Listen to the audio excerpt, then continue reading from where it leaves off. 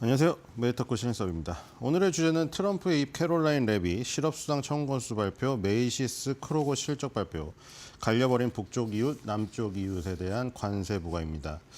자, 그 의회 연설이 후폭풍이 크죠. 의회 연설에서 이제 우리나라랑 정말 똑같다고 했잖아요. 민주당하고 공화당하고 완전 나뉘어가지고 민주당은 항의하는 의원이 퇴장당하기도 했었고, 공화당 같은 경우에는 발언마다 일어나서 기립박수를 치고 트럼프가 발언하는 그대로 워딩을 복창하기도 하면서 굉장히 충성적인 모습을 보였습니다. 자, 그리고 이제 다음 날 트럼프의 이 캐롤라인 레빗이 등장하죠. 자, 아주 뭐 데뷔부터 그저 뜨거웠던 20대입니다. 20대 같나요? 뭐 미국인은 약간 좀 더 성숙하긴 하지만 어쨌든 뭐 바비 패션으로 유명한 뭐 지금 이게 굉장히 많은 변화가 있습니다. 아주 파격적으로 20대가 대변인에 앉기도 했었고, 이제 대변인 앞에 있는 그 기자들 있죠. 우리가 레거시 미디어라고 불리는 우리나라 어떤 뭐 공중파나 이런 쪽 말고 이제 뭐 유튜브, 팟캐스트 이런 쪽에서 그 신흥 미디어 쪽 있죠. 이런 곳을 새롭게 백악관 출입 승인을 지금 허가하고 있는 추세죠. 그 무려 그 한 몇만 곳에서 신청을 했다고 합니다.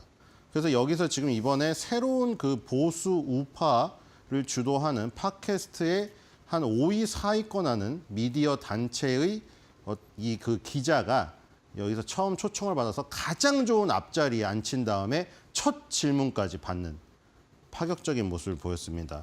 트럼프의 2기 행정부의 어떤 그 언론에 대한 방향성이죠.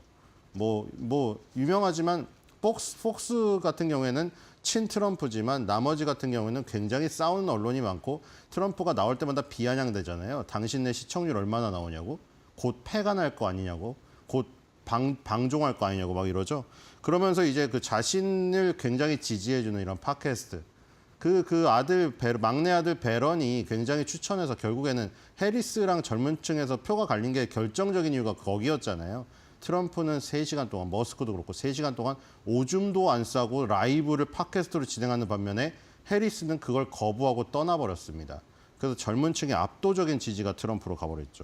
그러니까 결국 그런 부분을 무시할 수가 없는 거예요. 그래서 지금 팟캐스트 운영자들 이 새롭게 이 대변인의 어떤 그 질문 자리에 앉기 시작했다. 일단 CNN에 대해서 할 말을 했던, CNN이 대통령 연설을 분열적이라고 이 지금 표현을 해놓고서 되게 아이러니하게도 CNN에서 자체 조사한 그 조사에서는 압도적인 지지가 나왔다, 이 얘기를 했죠. 뒤로 가보겠습니다. 그러니까 CNN이 방송 내용은 대통령이 분열적인 발언을 해가지고 의회를 반으로 갈랐다고 해놓고 자신들이 인용한 여론조사는 뒤에 띄워놓은 여론조사는 압도적인 여론조사를 띄워놓으니까 굉장히 언밸런스하다, 이거를 지적한 거죠. 미국 증시를 해외 증시를 하다 보니까 영어 공부도 하게 돼요. 썸업 파지티브가 우리나라 따지면 뭐 대체로 긍정적인 거 아니겠어요? 베리 파지티브는 아주 긍정적인 거. 그러니까 이 두 개를 긍정적인 부분으로 볼 수 있겠죠. 네거티브는 부정적이니까. 이걸 합치면 거의 70%란 말이죠.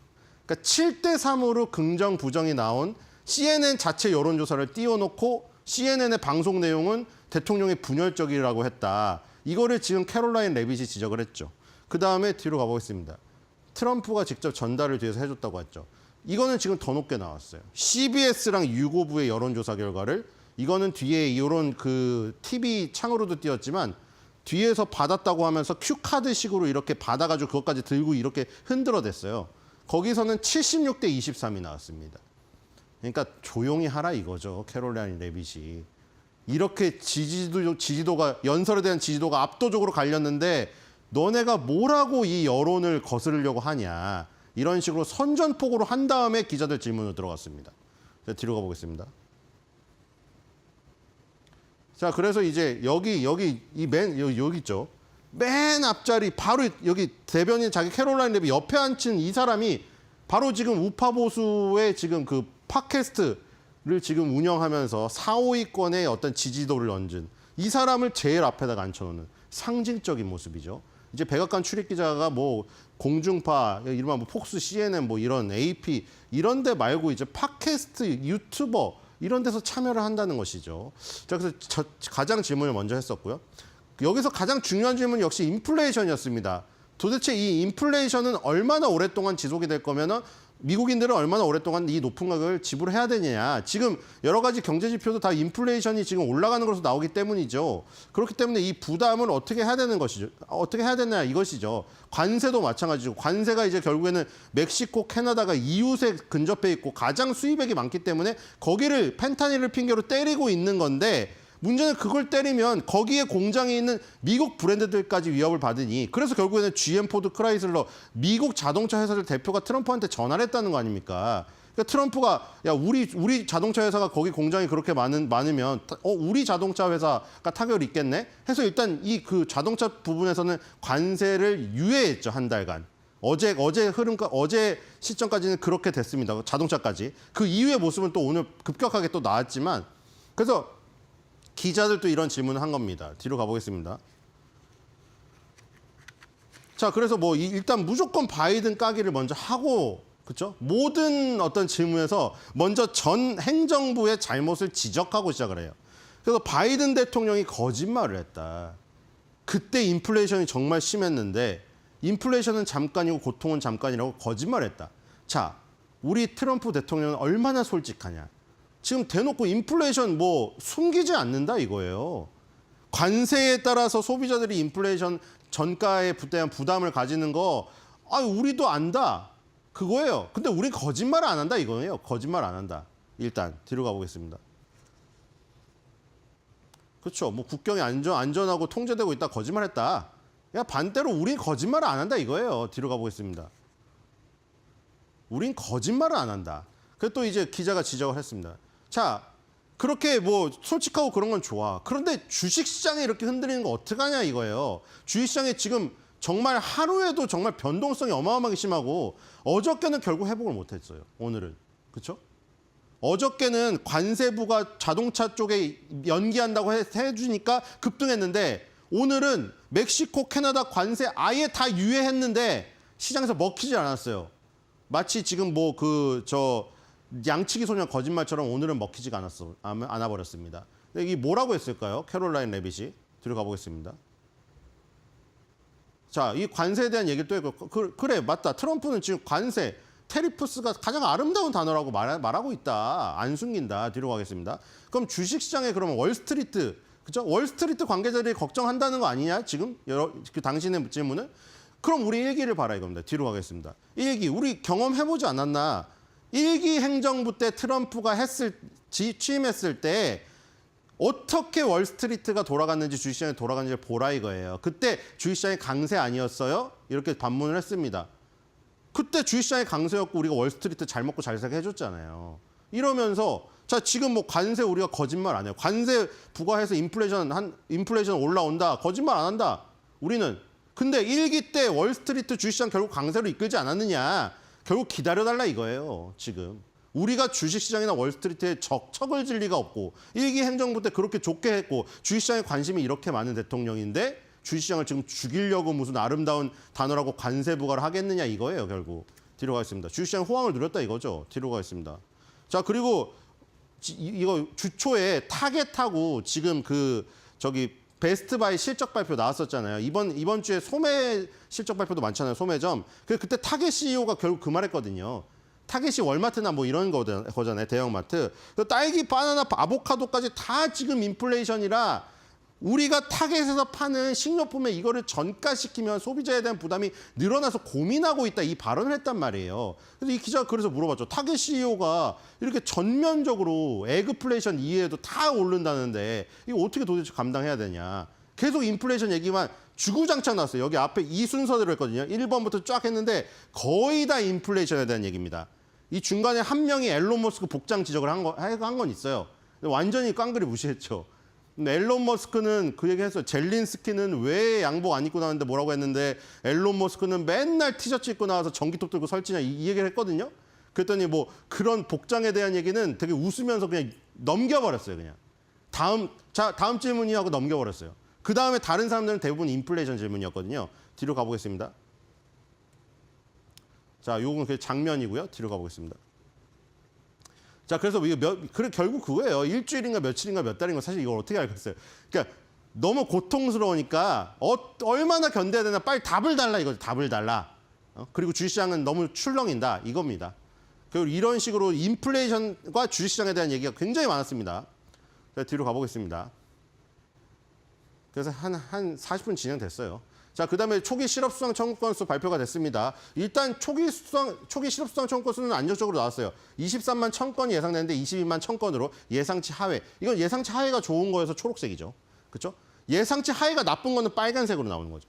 이거는 실업수당이니까 실업자가 늘어난 거니까 줄어들어야 좋은 거죠. 어쨌든 의외로 실업자는 적게 나왔다. 근데 뭐 이게 한 주마다 나오는 거기 때문에 지금 그 걱정은 하고 있어요. 지금 앨런 머스크가 정부 효율부 수장이라는 이름으로 정부의 어떤 그 부서에 다 칼을 대면서 공무원들을 다 몰아내고 있잖아요. 그만둘 수밖에 없게. 자존감을 완전 무너뜨려버리고. 그렇죠? 너네 공무원 하면서 어떻게 그런 자산을 축적했니? 우리가 다 추적할 거야.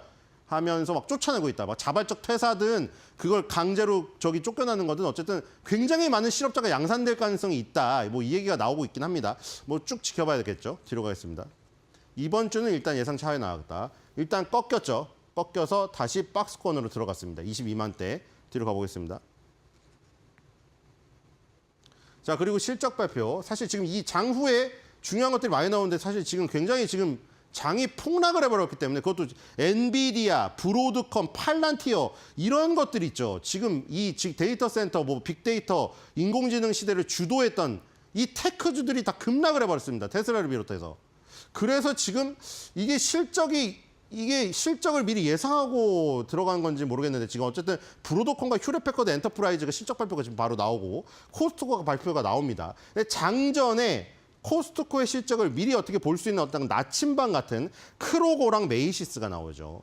물론 그 주초에는 베스트바이 나왔고 아까 타겟 나왔죠. 그다음에 크로고도 나왔고 다 비슷합니다. 뭐 베스트바이는 약간 우리나라로 따지면 하이마트식으로 가전제품 전문이라는 조금 다른 게 있지만 다른 거는 식료품 이런 것 쪽이고 메이시스는 일단 유통의 어떤 체계가 좀 틀리죠. 이건 백화점입니다. 근데 어쨌든 전체로 따지면 유통주죠. 코스트코는 대형마트, 오프라인의 자존심이고, 그렇죠? 아마존의 공습을 막아낸 월마트와 코스트코, 양대 산맥의 오프라인의 자존심이잖아요. 근데 어쨌든 계속 쭉쭉쭉 나오는데 지금 타겟이나 베스트바이가 실적이 그렇게 분기 실적은 나쁘지 않았는데 주가가 별로 좋지 않았던 게 향후 가이던스에 대한 문제였거든요. 타겟 CEO도 말을 했잖아요. 이게 인플레이션을 우리가 전가시켜서 소비자한테 가격을 밀어 넣으면은 수익을 유지할 수 있는데 그걸 그대로 계속 딸기, 아보카도 들어온 대로 비싼 거를 소비자한테 계속 전가를 확 시켜버리면 바로 전가시켜버리면 소비자가 안 사버리고 떠날 가능성이 있기 때문에 다 목표치를 다 줄여버렸단 말이에요. 그러니까 지금 그 부분 때문에 안 좋게 나온 거거든요. 그리고 이 메이시스도 맞죠. 메이시스는 백화점이기 때문에 더욱더 어려운 거죠, 지금. 어쨌든 크로고랑 메이시스의 실적 발표 일단 보겠습니다. 뒤로 가보겠습니다. 이제 뭐 장 후반이라 쭉 저거 중요한 것도 나왔을 텐데 이제 자 메이시스입니다. 메이시스 역시 매출액이 마이너스 4% 났어요. 그래서 7.8 빌리언 달러가 나왔고요. 순매출이 4.3% 감소해서 78억 달러죠. 우리나라 돈으로는.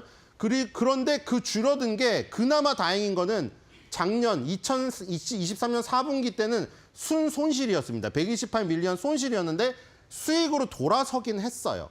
342 밀리언을 돌아서긴 했고 당연히 전년 동기 때는 순손실이었으니까 요 주당 순이익이 아니고 주당 순손실이죠. 0.47 주당 순손실이었어요. 근데 1.21 순이익으로 일단 돌아서긴 했습니다. 그리고 어드저스트 나왔죠. 딜루이트랑 어드저스트랑 뭐가 틀리죠? 딜루이트는 이제 이 지금 현재 내가 먹을 피자의 몫에서 앞으로 먹을 피자의 몫이 있는 사람들이 앉아서 나눠 가져갔다고 가정을 했을 때 몫이고 이거는 조정을 해준 겁니다. 일회성 비용을 조정해준 거죠. 일회성 비용을 조정해주니까 조금 높아진 거예요. 1.2에서 1.80으로. 근데 그 수치도 마이너스 20%가 지금 난 상태다. 이렇게 볼 수가 있겠고요. 실적이 별로 좋지가 않아요. 백화점은. 뒤로 가보겠습니다. 그럼 이제 이 지금 크로고를 보겠죠. 크로고. 자, 크로고도 마이너스 7% 났네요. 매출이 33.31 빌리언 달러. 순수익도 마이너스 14%, 634 밀리언. 그다음에 이 지금 주당 순이익도 마이너스 11%. 다 좋지가 않네요. 조정해줘서 1.14로 0.0에서 올랐지만 그 수치도 전년 동기 대비 마이너스 15% 났습니다. 다 안 좋아요, 지금. 자, 그나마 다행인 건 요거죠. 홈디포랑 로우스에서도 보셨잖아요. 오랫동안 동일 매장 매출 성장률이 마이너스에다가 플러스로 전환했는데 얘는 이미 2023도 1분기 때 플러스로 다시 전환해서 동일 매장 매출 성장률이 2.4%로 나왔다는 거. 요거는 좀 긍정적입니다. 그런데 지금 분기 실적은 역시 매출액이 줄고 순이익단이 다 줄어버리는 상황이죠. 자, 이렇게 되면은 코스트코마저 실적이 별로 좋지 않게 나오거나 가이던스가 조금 자신감이 없게 나오면은 지금 아까 전에 캐롤라인 레빗한테 이런 인플레이션에 대해서 물어봤던 거, 주식시장의 불안감, 이런 것들이 기업의 실적에서 확인 사살을 당해버리기 때문에 내일도 녹록지 않다, 이렇게 생각이 됩니다. 자, 그리고 마지막으로 지금 방금 나왔던 건데 멕시코의 클라우디아 세인바움 대통령과 통화를 해가지고 그리고 캐나다도 트리도 총리랑은 싸웠대, 욕설하고 싸웠는데 어쨌든 간에 결론이 뭐냐면 캐나다, 멕시코 관세를 4월 2일까지 다 유예를 하기로 했답니다. 그런데 통하질 않았어요. 그래서 오늘 한 줄 매도평은 거기에 관련된 겁니다. 하루에도 몇 번씩 캐나다, 멕시코 캐맥캐맥 거리는데 주식시장의 시야가 매캐하다.